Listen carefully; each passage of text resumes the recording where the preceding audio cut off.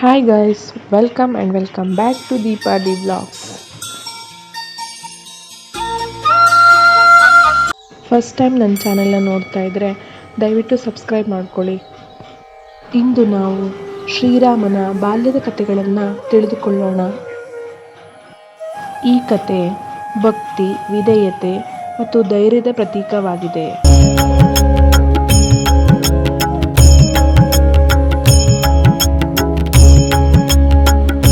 ರಾಮನು ಬಾಲ್ಯದಿಂದಲೇ ಶಾಂತ, ದಯಾಳು ಮತ್ತು ಸತ್ಯವಂತನಾಗಿದ್ದನು. ಶ್ರೀರಾಮನಿಗೆ 3 ಸಹೋದರರು ಇದ್ದರು: ಲಕ್ಷ್ಮಣ, ಭರತ ಮತ್ತು ಶತ್ರುಘ್ನ. ಲಕ್ಷ್ಮಣನಿಗೆ ರಾಮನ ಮೇಲೆ ಅಪಾರ ಪ್ರೀತಿ ಇತ್ತು. ಭರತನು ಧರ್ಮನಿಷ್ಠನು ಮತ್ತು ಶತ್ರುಘ್ನನು ಶಾಂತ ಸ್ವಭಾವವನ್ನು ಹೊಂದಿದ್ದನು. ಗುರು ವಶಿಷ್ಠ ಅವರ ಬಳಿ ವಿದ್ಯಾಭ್ಯಾಸ ಮಾಡಿದನು. ಧನುರ್ವಿದ್ಯೆ, ಶಾಸ್ತ್ರಜ್ಞಾನದಲ್ಲಿ ರಾಮನು ಪರಿಣಿತಿ ಪಡೆದನು.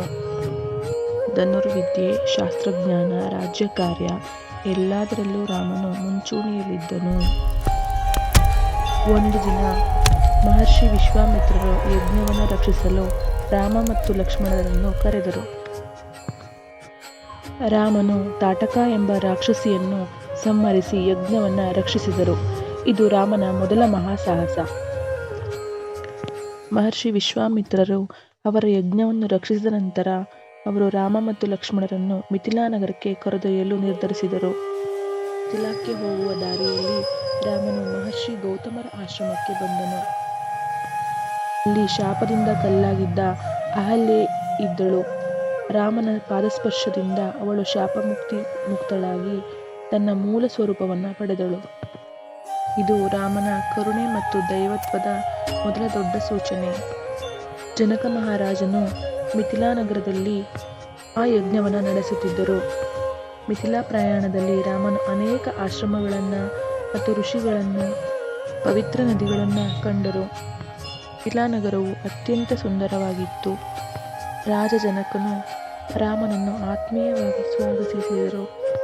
ರಾಜ ಜನಕನ ಅರಮನೆಯಲ್ಲಿ ಮಹಾದೇವನ ಧನಸ್ಸು, ಶಿವಧನಸ್ಸು ಇತ್ತು. ಜನಕ ಮಹಾರಾಜನು ಪೂಜಿಸುತ್ತಿದ್ದರು. ಯಾರು ಈ ಧನಸ್ಸನ್ನು ಎತ್ತಿ ಜೋಡಿಸುತ್ತಾರೋ ಅವರಿಗೆ ತನ್ನ ಪುತ್ರಿಯನ್ನು ವಿವಾಹ ಮಾಡಿಕೊಡುತ್ತೇನೆ ಎಂದು ಹೇಳಿದನು. ಅನೇಕ ರಾಜರು ಪ್ರಯತ್ನಿಸಿದರೂ ಧನಸ್ಸು ಅಲುಗಾಡಲಿಲ್ಲ. ವಿಶ್ವಾಮಿತ್ರರ ಅನುಮತಿಯಿಂದ ರಾಮನು ಧನಸ್ಸಿನ ಬಳಿ ಹೋದನು. ರಾಮನು ಶಿವಧನಸ್ಸನ್ನು ಎತ್ತಿ ಜೋಡಿಸಿದನು. ಅಲ್ಲಿ ಸೀತಾ ರಾಮನಿಗೆ ವರಮಾಲೆಯನ್ನು ಹಾಕಿದರು. ಮಿಥಿಲಾ ನಗರದಲ್ಲಿ ಭವ್ಯ ವಿವಾಹ ಮಹೋತ್ಸವವು ನಡೆಯಿತು.